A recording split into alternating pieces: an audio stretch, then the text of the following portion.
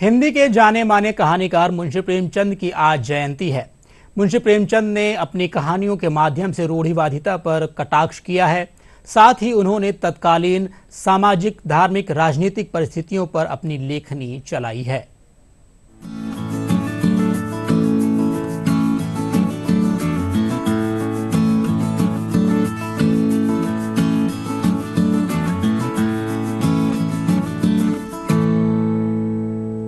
मुंशी प्रेमचंद का जन्म 31 जुलाई साल 1880 में बनारस के लमही नामक गांव में हुआ।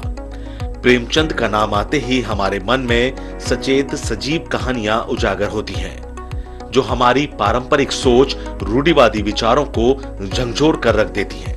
प्रेमचंद की कहानियां केवल कहानियां ही नहीं, बल्कि प्रकाश की तरह हैं, जो सामाजिक और व्यक्तिगत भ्रांतियों के अंधेरे को मिटाने का प्रयास करती हैं।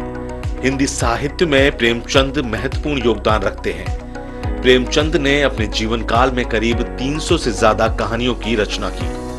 उन्होंने मानवीय पक्ष के साथ ही सामाजिक, धार्मिक, राजनीतिक, आर्थिक और ऐतिहासिक विषयों पर आधारित अनेक कहानियां लिखी।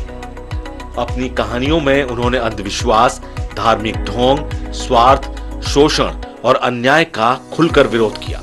1907 में लिखी गई उनकी पहली कहानी दुनिया का अनमोल रत्न राष्ट्रवाद की भावना से ओतप्रोत है। इसके बाद उनकी 5 कहानियों का संग्रह सोजे वतन प्रकाशित हुआ।